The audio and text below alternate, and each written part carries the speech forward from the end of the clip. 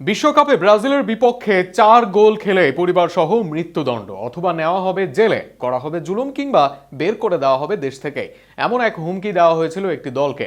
শুধু তাই নয়, 3 গোল হজম করার পর উদ্ভট এক আচরণও করেছিল সেই দলটির খেলোয়াড়। আরও থাকছে প্রতিবেদনে। ফুটবল বিশ্বকাপ মানেই গৌরব, স্বপ্ন আর ইতিহাস গড়ার মঞ্চ। তবে বিশ্বকাপের ইতিহাসে এমন কিছু ঘটনাও আছে যা ক্রীড়ার সীমা ছাড়িয়ে মানবিক ট্র্যাজেডির প্রতীক হয়ে উঠেছে।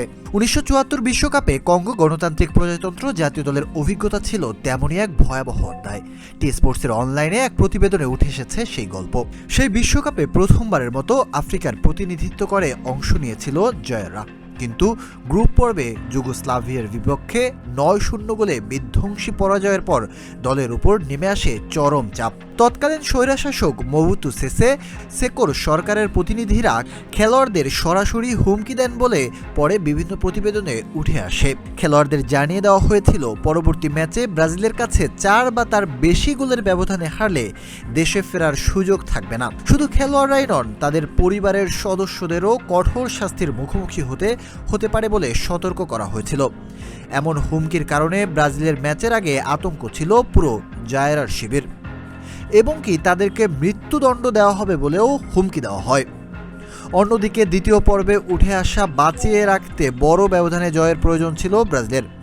ম্যাচের দ্বিতীয়ার্ধে 3-0 গোলে এগিয়ে যায় স্লেসাওরা, অর্থাৎ আর মাত্র একটি গোল হলেই জায়রার জন্য পরিস্থিতি আরও ভয়াবহ হয়ে উঠতে পারত।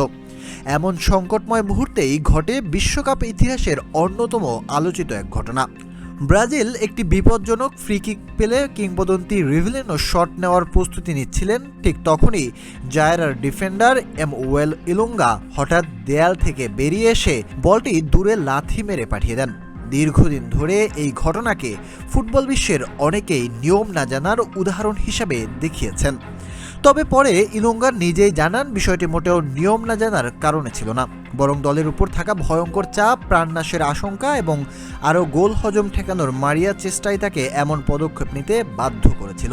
শেষ পর্যন্ত ব্রাজিল 3-0 ব্যবধানে জয় পেলেও 4 গোলের ব্যবধান করতে পারেনি। ফলে ভয়াবহ পরিণতির আশঙ্কা থেকে রক্ষা পায় জয়েরার দল।